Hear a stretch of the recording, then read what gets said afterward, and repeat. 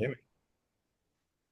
James, so we kind of caught up on your podcast actually about a month or so ago and Yep. seeing your stuff doing your mentorship on energy system development, which I think, in my opinion, is way more important than the strength side of things for a fighter. I think the conditioning is always going to hold a fighter back way more than strength will. You can kind of get away with not being strong enough, quote unquote, of strong enough. But when it comes to conditioning, there's really no place to hide if you're gassing out after a couple of rounds, right? So I guess like as the real basic starting point when it comes to conditioning, like what does that word even mean? What is energy system development? What is conditioning for a fighter specifically? Yeah, we can look at energy system development as one aspect of conditioning. Because when we think of conditioning, we think of being prepared for the sport. So conditioning kind of encompasses everything really you do in training. So to be ready and prepared to do whatever it is in your sport. So energy system development is just one piece, I guess, the physiological piece underpinning a lot of what's going on. So you can have really well developed, whatever, let's just say energy systems as a easy word, and you can be not conditioned for a fight, right? Because as most of you know, you could spend all your time running marathons and triathlons and you can still be shit at fighting and not prepared. I think everyone understands the difference when, say, you spend some time off away from fighting and maybe you do a lot of conditioning, quote unquote, and then you come back and you start wrestling or grappling, and it's a completely different style of, people will say it's a completely different type of fitness, which they would be correct in a layman's way of saying it. So conditioning encompasses everything. You got to be ready to fight. You got to be prepared. You got to be efficient in the movements you're doing, technically, tactically sound. And then on top of that, the physiological underpinnings under that. And I will say as well with the conditioning mentorship, Dr. Andrew Usher is the one that does that with me. He's the guy that delivers everything there. So everything I'm going to mention today around this is going to be from him, from what I've learned, because he's been a huge mentor of mine with that. And he's just a super nerd with this stuff in physiology. So yeah, it's if you guys want to hear a lot, I guess even deeper than maybe what I'll talk about here, you got to make sure you check out some of his stuff. 100%. I've spoke to Andrew recently after actually coming across him on your podcast. Mm. Some of the stuff that you guys obviously mentioning, I've come across in different places. I think Boxing Science do a lot of the 30-second maximal work. Theirs tends to have more rest time though. So I think they tend to go with a protocol of sort of 30 seconds maximal effort with about 3 to 4 minutes rest, as Yeah. opposed to, I know Andrew's big on the sort of 60 seconds, 90 seconds, obviously athlete dependent, but a lot less rest time. Let's kind of let's dive into that then, seeing as we're on the topic of Yep. those 30-second maximals.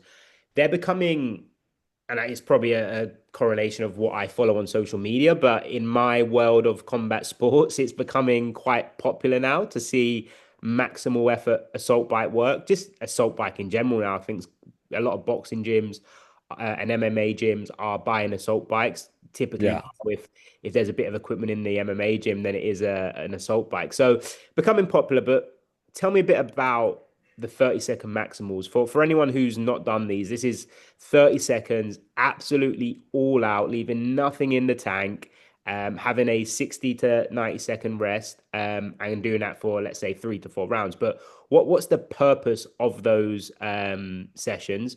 Why is the intensity and the maximal effort so important for them?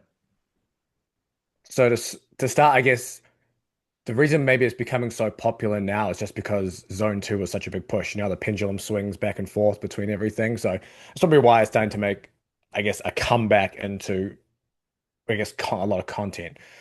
Regarding the actual sprint, so there's nothing special about 30 seconds. It's just that we tend to use it for a baseline test with a lot of guys because we can see how the heart rate essentially drives during the work interval, how it comes down during the rest interval. Then same thing with the second one. And the 30-second gives a pretty good representation of all three energy systems working together. So for people who are not familiar, or okay, people who are familiar with, say, the traditional energy system model, people think, okay, I'm doing aerobic work, or I'm doing anaerobic work, or I'm doing alactic work, which is impossible because you can't isolate any energy system. And if you even dive even deeper and be like, okay, I'm gonna do some anaerobic sprints, that's also impossible because you cannot do sprints without oxygen. And the Wingate shows that if you just look at a Wingate graph, when you if someone's really interested in seeing like a visualization of it, if you just search like muscle oxygenation Wingate on like Google Images, you'll find a bunch. I think you'll even find Andrew's graph on there. And you'll see like this little line that comes across at the start of the sprint and it's flat. And then it has this huge decline in muscle oxygen, like this massive slope. And you see like the first little part is kind of like predominantly ATP PCR, so your phosphocreatine. And then you have this steep decline, which is predominantly anaerobic glycolysis. Then you have this like equilibrium portion where the line kind of flattens out, and that's kind of like more of your oxidative or aerobic processes. And it shows how all three are used within this one sprint. Even if you search, damn, what's the paper? I can't think of the paper off the top of my head, but it's in Nature, and they show the energy contributions from the different energy systems over a 30-second sprint. You can see all of them are at play, just different contributions throughout. So that's just something for anyone to bear in mind when they're thinking, oh, I'm going to go do sprints. I'm doing something alactic or anaerobic. You're not. You're touching everything all together. So the reason we look at the 30-second sprints initially is because of that baseline, I guess the baseline data from the testing. So we can see how well the heart rate pushes up, then how well the heart rate comes back down, and not just the total number of beats, but we call it the quality of the move based on uh, how do I put it to make this easy? Like a line of best fit based on the data. And we want to see that heart rate typically recover faster in the beginning and then start to come down near the end. Because a lot of the times you'll find that people have a really delayed heart rate recovery response. So two people might recover at 20, 30 beats, say, in that 60 seconds, but one person may take 15, 20 seconds before his heart rate starts to come down. The other person might start at 10 seconds. And typically that person who starts earlier will be better recovered. And so we're looking at things like that to be able to modify the future sprint intervals. So it doesn't mean like 30 seconds is, oh, you have to do 30-second sprints. That's just kind of our baseline just to see. And then from there, we can start to change work to rest ratios depending on what you see on those, essentially on those tests. Then this stupid thing is blurring up. What we see on those tests, and we can start to give sprint intervals to match or I guess push that athlete further for their conditioning. Now, the reason the rests are shorter is because everything is driven from that first sprint, and then everything after that is kind of like a cascading effect of further maintaining that stress. So if you do that hard sprint first and then you rest 3 to 4 minutes, which you can do that, you would do that for typically probably different outcomes. But with the shorter rest, you're able to get that huge 30 seconds of, I mean, anyone who's done it will understand kind of that feeling, that stressful feeling. But then you're going to repeat it again in a relatively short time frame. And essentially, you're just cascading those effects all the way through. And we're looking at mainly peripheral adaptations, which means just endurance adaptations at the muscle to make it really simple. And mainly around mitochondria. So a bit more mitochondria, better mitochondrial function are typically two of the main ones there. And that's what we're trying to drive with a lot of these more intense modalities. Hopefully that answered what you were asking.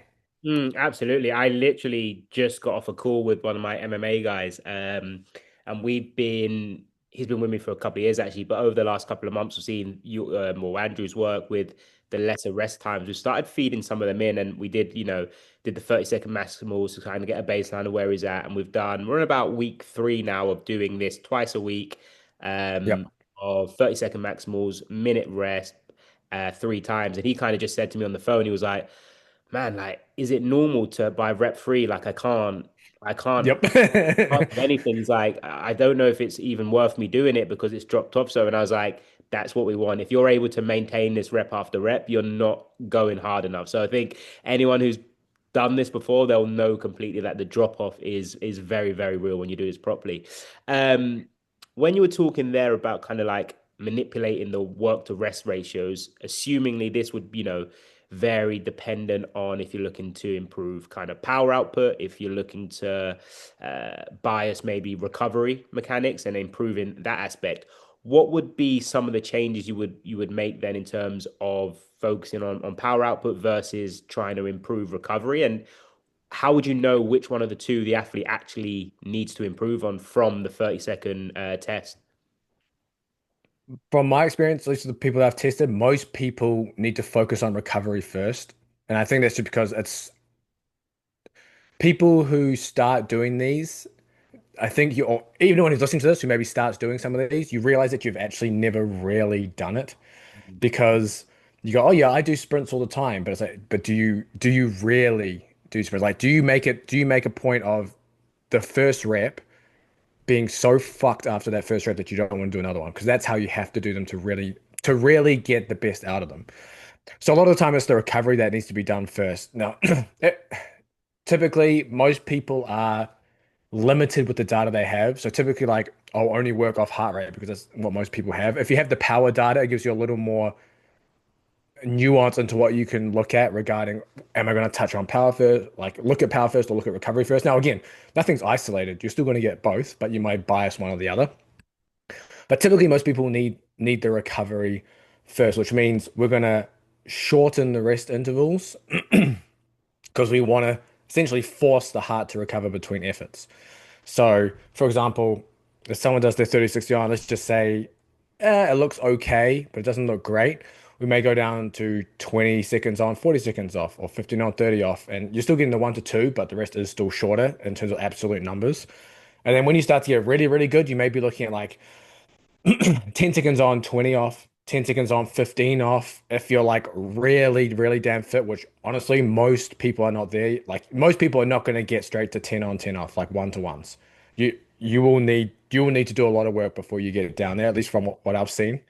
And then when you become an absolute like stupid animal, then you're looking at like negative recoveries, like 10 on 8 off, 12 on 5, all that kind of shit. So most 1% of people will get down to there eventually, but most of the time it's looking at recovery, shortening the rests.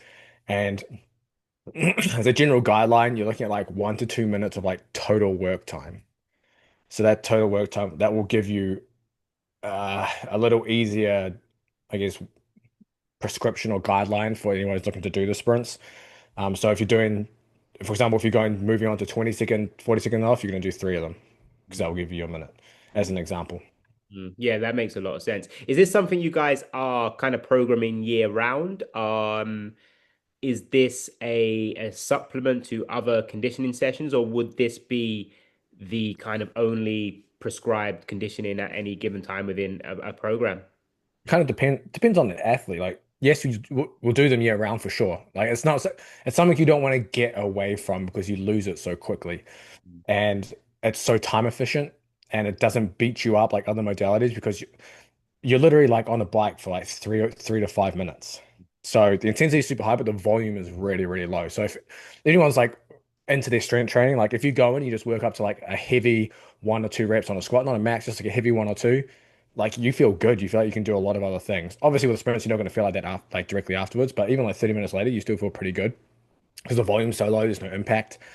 So we'll do them year round. Now, depending on the like, athlete. So I've got one jiu-jitsu guy competes a bunch of super fights around CGI trials and all sorts of stuff. He has a full-time job and everything else. There's just like, and he's training jiu-jitsu 6 days a week, I think, as well. There's just no time for him to go and do, 30, 40-minute sessions. So we just do sprint intervals with him. Mm-hmm. But that's because it's so time efficient for him to just get on the bike after training. So Mm. it's going to be dependent on the schedule of the athlete too. Now, if someone has a little more time, sure, you probably want to work in some more, depending on what else they're doing, but maybe some more long high intensity intervals, even some short high intensity intervals, depending. Um, Long high intensity intervals are pretty cool and good because you can actually, depending on what you do, you can bias them more towards the peripheral side, just with resistance. So if you're running up hills, even those like circuits, like you see, it's like, you see a lot of fighters do like random ass circuits all the time. Like, even some of those can be decent at times too. So yeah, if you've got more time, you can add other things to it to give it like almost like a more, I'm not gonna say balance, but just more across the intensity spectrum. But otherwise, yeah, for guys who are really short on time, you can just literally run the sprints and have the technical training ideally take care of the rest of it. Yeah, that makes a lot of sense. You touched on there in terms of biasing peripheral adaptations with sort of longer duration, high intensity training. Give us a little bit of a lowdown for the guys who maybe don't know what you're talking about when you say peripheral. I know you cleared it up and sort of said muscular to make it really basic, but what's the kind of difference between peripheral versus central adaptations? And if there's an athlete who's currently not done any testing before, and they want to find out, where they need to improve that's going to have the most improvement to their conditioning. How would they go about finding out if they need more of this peripheral improvement or more of a central one?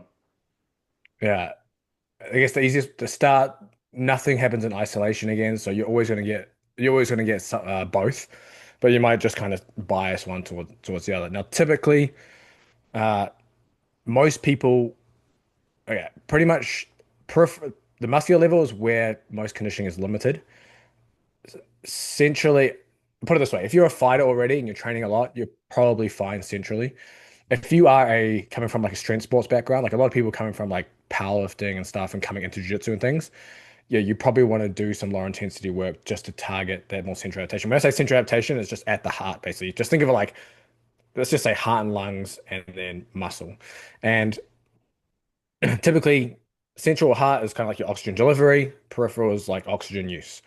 And the delivery aspect typically doesn't limit most, okay, doesn't limit most people. It's typically the peripheral that does. And again, if you come from a strength background, you probably need to do some kind of low intensity to improve the delivery aspect. Um, but you see it in like, for example, VO2 max, because obviously that's like the trendiest thing right now. But you could have similar performances and two very different VO2 max values. And that's because VO2 max, even though when you hit a definition, people will cite, oh, it's the mo maximum amount of oxygen you can consume and use. But it doesn't really tell you what you can use unless you have extra devices on to tell you what's happening at the muscular level. So it really only tells you how much oxygen you're kind of consuming during that test. And you can have two very different VO2 max values, the same performance, which means that the peripheral side is what's limiting that performance there with most people. And when we're when we're biasing peripheral adaptations typically, so again, mitochondrial function, more mitochondria, I mean capillaries to some extent, which can be which arguably can be done with high intensity and or low intensity, depending on what research you're looking at. Um, you're essentially using high intensity modalities to target the more peripheral side. So if you look at the intensity on the spectrum, very high intensities, more muscular driven, very low intensities, more heart or central driven. And that's kind of like the easy way to look at it on a spectrum if you're kind of thinking about what am I getting out of a session. If I'm going for a 60-minute easy run, probably more at the heart level. If I'm doing these 3 5 minute bike sprint total work or total time on the bike, probably more peripherally or muscular driven. And then that will kind of give hopefully listeners some context into what's going on. That makes a lot of sense, and it's a nice way to look at it in terms of that scale you had out. Lower intensity probably doing more central, and higher intensity probably doing more peripheral. You mentioned there actually, which I think is interesting thing to talk about, VO2 max, because for a long time this is my VO2 max is really high. This is what people generally speaking sort of see as like, oh, that's a gold standard. Oh wow, your VO2 max is 60, 70, like that's elite. You're very well conditioned, but when you kind of deep dive into it, there's not, especially in the fighting world specifically, there's not as much of a correlation between, okay, your VO2 max means you're going to be so well conditioned for the world level of boxing. It's not a, 1-to-1 ratio. How overrated, I'm going to use as the word, do you think VO2 max is as a metric of fighting conditioning? And what's your reason for that? Uh, Pretty overrated. Um, I mean, even if you look at the running world, right? You look at VO2 max and I think it's marathoners, and you've got like other things that really kind of correlate better with performance, like running economy. And VO2 max doesn't really tell the whole story. Is in the conditioning mentorship, there's a really good graph that Andrew shows, and it's a VO2 max test. So it shows VO2, and then it shows muscle oxygenation of the quads while they're doing an incremental treadmill test. And you see that VO2 peak is reached, but there's like a whole other end of the graph of this person before they even fail the test. So they've already reached their VO2 max. Muscle oxygenation hasn't fully plummeted yet. They've still got more left in the tank. So it doesn't tell you the whole story around what's really happening in the body. So VO2 max will kind of give you like, I don't know, people call it like the ceiling or like how else would you say it? Kind of like the size of the gas tank for the aerobic engine, which okay, I mean you could call it that, but it doesn't tell you what's happening underneath. And it's very similar to jump height, where you can say two people can jump the same height, but there are different strategies that are involved with jumping. Is someone taking longer to go down? Is someone going faster down? Um, it, it's a metric that doesn't give you the whole picture, which Yeah. is what I'll say. Yeah. I think the jump comparison there, I think, is a really good way to explain it. Like two people can jump the exact same height, yet someone's quicker off the ground, more reactive, more explosive, and someone's just way stronger, spending a long time on the ground, but is able Mm. to produce a lot of force. And they're two completely different athletes in terms of how you would program from a strength perspective. I think that's a really nice way of putting it. You had a guest on your podcast, and I can't remember which one it was, but he explained something similar like really well. And I think I could It be was Bill Smart. I Was it a recent one? No, I mean, I've been going Ah, back through the database of no. the podcast with him, but essentially what he said was, and it was a great way of kind of seeing where you needed to work. He was, if he compared it to if you were able to run a 5K at X amount of kilometers per minute, but then at your 20K pace was exactly the same. You'd need to work on obviously one area. If, for example, your 5K average pace is really fast and then you can't maintain it, you need to work on another area. But that I thought I'd bring that up because I can't remember who it was, but it was a beautiful way of kind of showing the athlete of, okay, if you're someone who's running a 5K and your average splits are, let's just say, 5 minutes per kilometer, but you're actually able to do that for a half marathon, then obviously something's going on within in that. That might have been Evan Pycon, if I Yes, can remember potentially. correctly. Yes, I think you're right. I think you're right. But yeah, I thought I just mentioned it 'cause I thought that just came into my mind. It was a Mm. cool way of sort of highlighting it. You've mentioned kind of energy systems not working together. We all know this now. But in terms of, let's just, for the sake of this next kind of question, sort of look at the aerobic system and we're looking at different variables. When it comes to the aerobic system as a whole, zone two, again, I know your answer is going to be that it's very overhyped, very overused, but a lot of fighters, particularly boxers, they're doing a lot of their slow and steady work. Why is this not the best way to prepare for a fighter, the best way to get conditioned for fighting? Let me see if I how I can angle this. Um, okay. You can take a low intensity. Let's start with that. You can take a low intensity approach if you want to. Um, you just need a shit ton more time and a shit ton more volume to do it. That's one of the issues. Um, how else can I frame that? Yeah, we'll stick with that. So yeah, you can take a low intensity approach.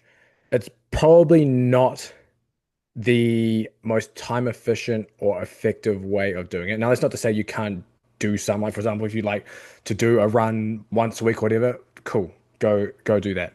But if you're hinging your entire conditioning, I guess, philosophy around zone two as a fighter, you're missing out on a lot in terms of adaptation and efficiency.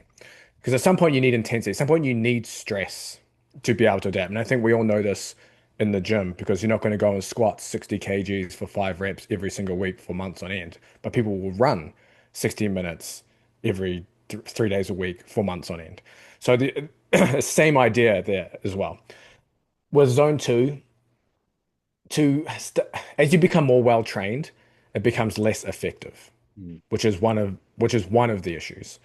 Um, And by well trained, typically within the research, you're looking at like a VO2 max of around 59 milliliters per kg per minute, which is quite high in combat sports. So you probably still going to get something out of it, but again, you're going to need more and more volume to get there. The other thing is, as I mentioned, with intensity is going to drive a lot of the adaptations that you want to not gas in a fight in a more time efficient, effective manner than zone two is. So again, coming back to the peripheral side versus the central side with higher intensity work, and then obviously the time efficiency factor. Zone two, like as you become better trained, you're going to need to be doing like 2+ hours in a single session to really start to see like glycogen depletion, a buildup of how do I put this really simple? A buildup of energy substrates that have been used essentially to signal a lot of the adaptations that you want for conditioning. When we're looking at more intense modalities, obviously you can do, depending on what you're doing, 40 minutes all the way down to 3 to 5 minutes, and you can get similar adaptations in that time. We can also target central adaptations with long and short high intensity intervals, which are going to take you maybe 30 minutes versus 60 plus minutes of doing zone two, and probably be more effective and also give you some better biasing towards that peripheral side. Um, how else can I think it? I mean, I will say most people who do a zone two approach do eventually do high intensity stuff as they get closer to a fight. But I think the issue is it's not done year round. A lot of the lower or middle intensity stuff is done in technical training, and then the high intensity stuff they're doing isn't really high intensity. It's just kind of more of the middle intensity stuff that's probably been done in technical training. And when I say high intensity, it's on a spectrum because if we look at high intensity interval training, it's called high intensity, but it's not that intense when we compare it to something like sprint intervals. Mm. And it's called high intensity just because it's like 100% of your velocity of VO2 max. So the intensity is based on VO2 max, a lot of these intervals, which is why it's called high intensity. And then when we're talking about sprint intervals, it's typically called supra maximal intensity because it far exceeds 100% of your VO2 max.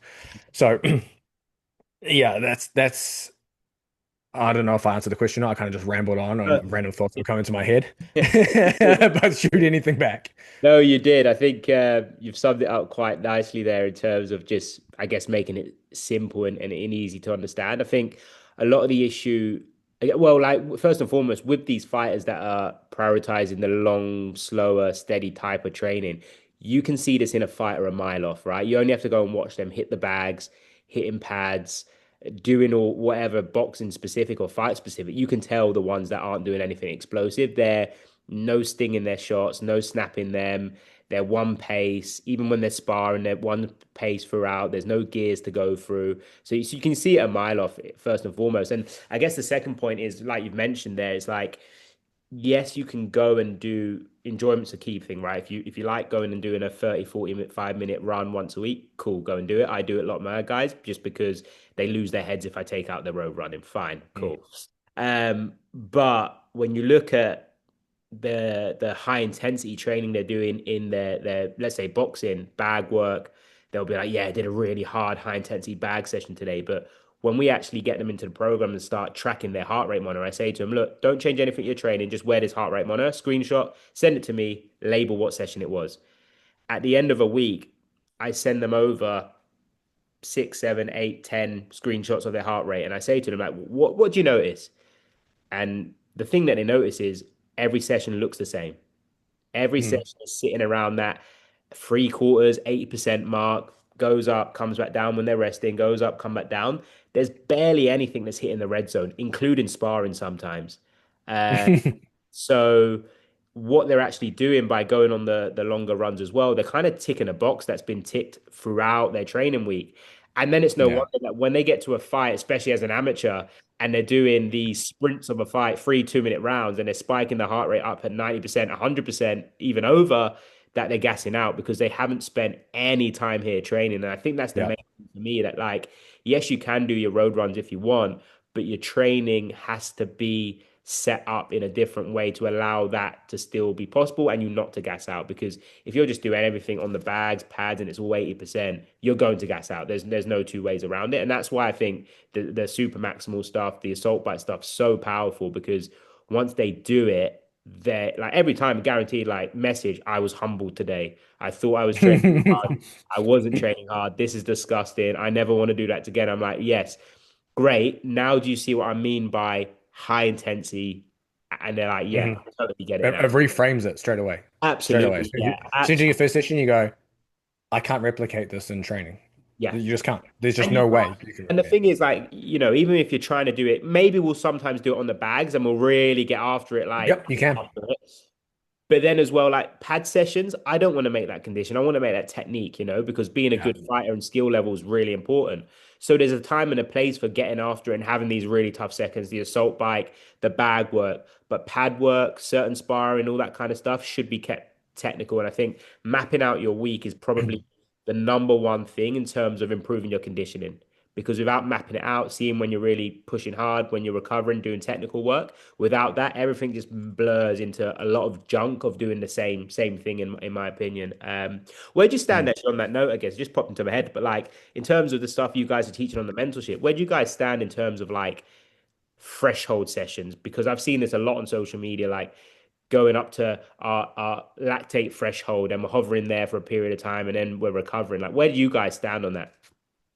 Yeah, that's, I mean, you can also just class, you almost class that as like long high intensity interval training Yeah. to an extent, right? Because you're doing like 2 to maybe 8 minutes at certain intensities. So yeah, if you got time, you can definitely add those in.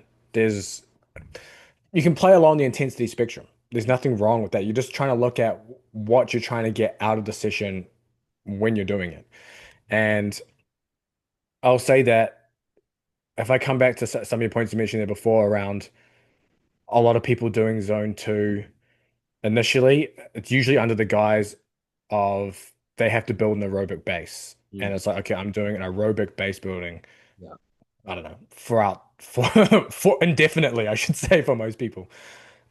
Yes, you should have an aerobic base. I'm not gonna say before doing this, but you should have one. And I'll say most fighters, if you're training, like most people are training 4+ times a week in their technical training anyway, you've probably got it. Mm, It's probably not an issue for most people in that. So, and then I'll also add that your high intensity work is going to also add to that base. mm, Because people see it as two separate things, right? I'm doing sprints and high intensity intervals, and it's quote unquote anaerobic. It means I'm not working the aerobic energy system, which means my aerobic energy system is getting worse. I'm getting less, blah, whatever. That's just not true. You are getting adaptations at the heart. You are improving things like fatigue resistance, time to exhaustion, all that through the high intensity means. So you're still building some of that base. It's just not going to be as effective at it. But that's fine. That's not what you're worried about.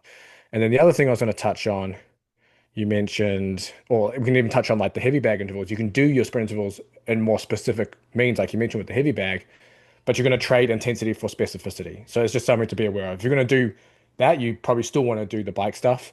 And in terms of scheduling, sprint intervals, depending on your, honestly depends on your time, but typically it works well after like high intensity. Like if you can do it directly after sparring. Ideally, you don't want to do your sprint intervals always after something hard. Like sometimes you might want to do once a week, you might want to do it fresh, not before a session, but like fresher, like maybe in the morning if you train in the evening. And then you might want to do one or two after a technical training or a sparring or something like that. And that'll give you a good kind of mix. And then if you want to do some some more of your threshold stuff, more of your like long intervals or whatever, you can also do that some other time in the week as well. And that's just going to be kind of dictated by most people's schedules.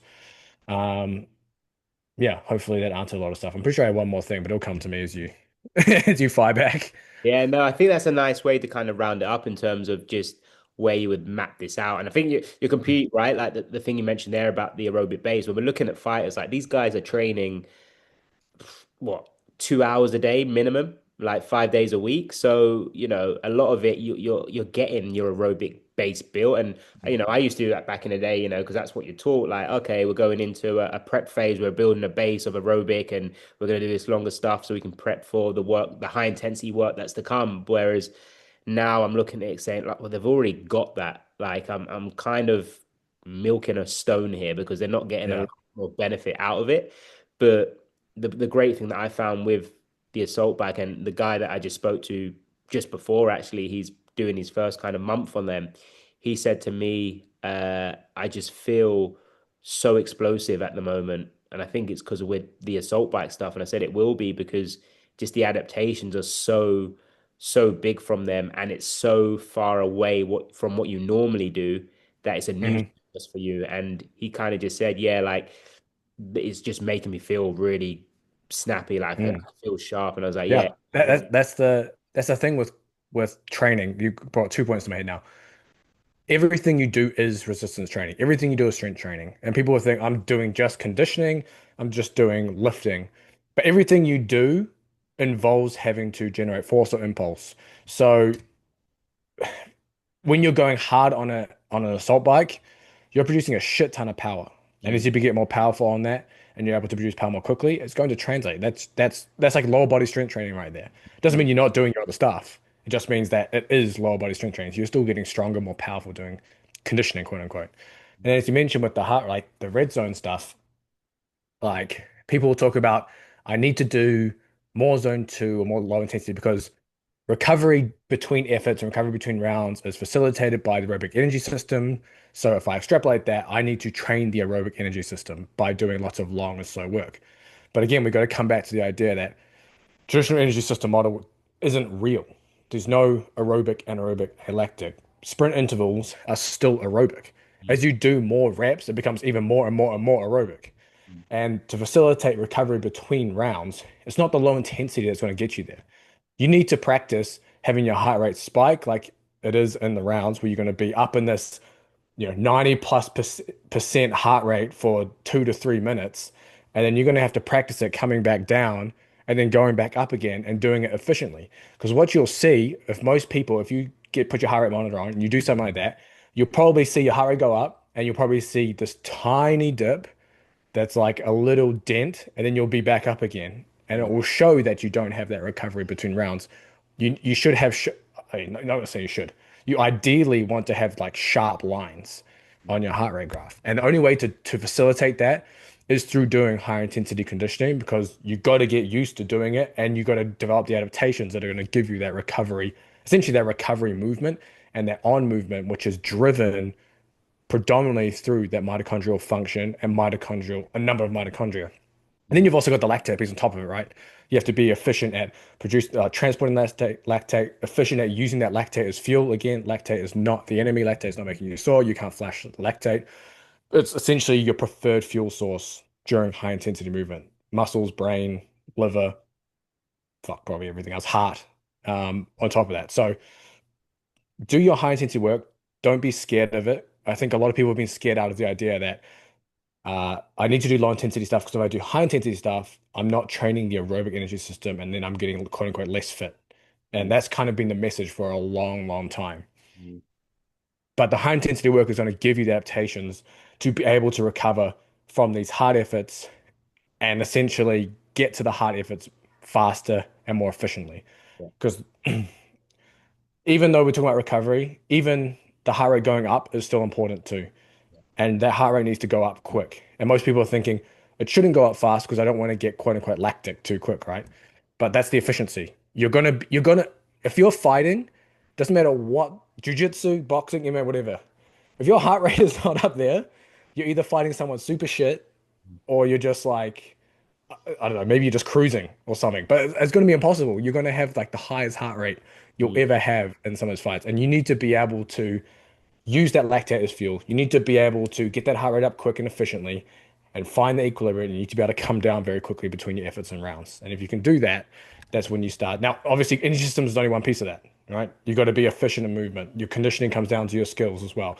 If you're like, I don't know, coming from bodybuilding, whatever, and you're like a fridge and like your whole body moves or you just your arms moves as you punch and stuff like that, yeah, you're going to gas super quick because you have no efficiency in your movement. So yeah, there's always a balancing act. yeah, absolutely. And that's essentially what you described there, specificity. Like that heart rate, that data, that trends is what's going to be happening in a fight. And if you don't expose yourself to that, then from a boxing standpoint, like it would be crazy if I said to a fighter, like, okay, you're gonna go fight on fight night and full on spar essentially, but we're not gonna go there in training because we need to work Yeah, on this. which is kind of how it's been portrayed for quite a few years. And Yeah. honestly, it's what I used to think too back in the day. Back in the day when I was working pro rugby and stuff, it's kind of like, oh, we're gonna kind of stay more aerobic. We don't want to go there too much because it's too fatiguing and things. But it's like it's Yeah. just not the case. It's Yeah. just not the case. No, I think that's a good rounding point, James. I think that's kind of cleared up a lot.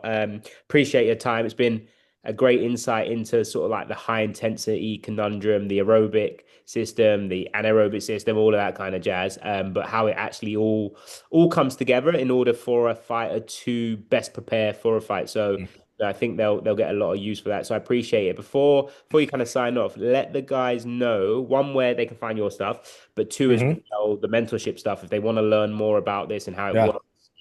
Where can they check that out? The mentorship is at performance.education. I mean, you'll find it all on my socials and stuff like that too. So check that out. That starts mid-September. So make sure you get on there now. And that's with Dr. Andrew Usher, who is a magician in this area. And then for my stuff, Sweet Science of Fighting, you'll find me pretty much everywhere. Instagram and YouTube is probably my main two uh, content areas now. Yeah, Instagram and Facebook. Sorry, Instagram and YouTube. And they're both Sweet Science of Fighting. There's also the Sweet Science of Fighting podcast, which Reese was on not too long ago. Uh, you'll find that on YouTube as Sweet Science Fighting Podcast or on Spotify, all the usual podcast places. Um, and that would be the main things. Awesome, James. Thank you for your time, mate. No, I appreciate it.